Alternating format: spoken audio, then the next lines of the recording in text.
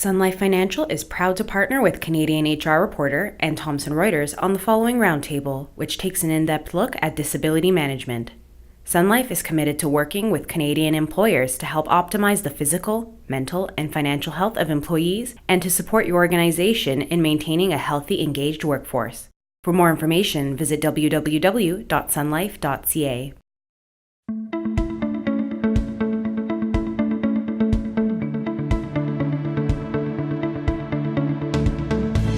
Disability claims pose a major challenge for employers, with stress and mental health issues forcing a lot of workers off the job.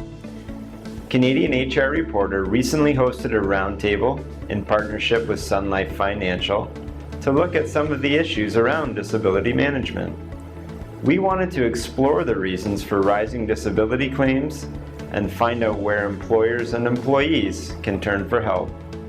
In this video, the second of a 7-part series, panelists delve into techniques to combat isolation issues for staff working remotely.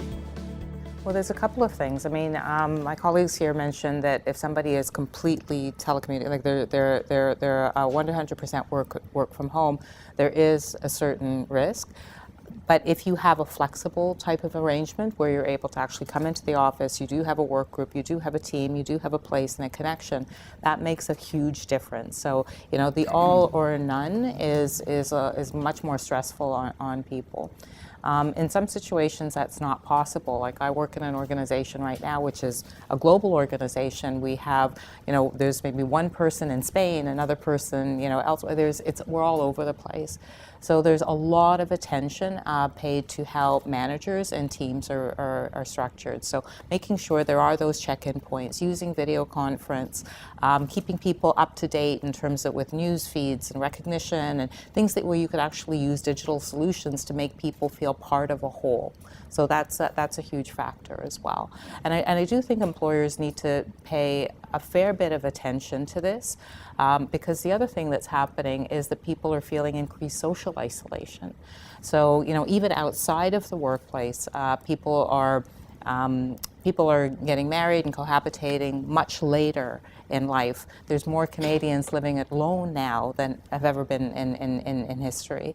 There are a number of people who are even sort of entering the workforce. We're talking about students who are feeling that sense of isolation.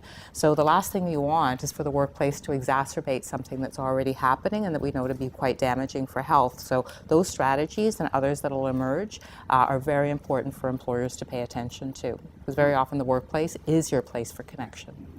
I think technology is key for keeping people connected. I like what you said there, that we find, and we've just recently launched the notion of virtual, but it's a face-to-face virtual. I think we confuse virtual with a telephone conversation at times, and virtual does actually mean I can see you, I can actually sense whether there's a problem or not. Team meetings are much more effective when you actually see them in person. Whether they're sitting in the room or not, you can actually see them on the screen. Well, the other point around isolation is that there's many reasons why isolation is damaging. But when there's one thing in particular, which is that it's hard to feel validated when you're by yourself. So you might be working on a project, you don't get the validation right till the very beginning. You don't know, are you in a good place or a bad place with your employers or coworkers. People need those micro recognitions just to kind of feed you and go forward. They're very empowering.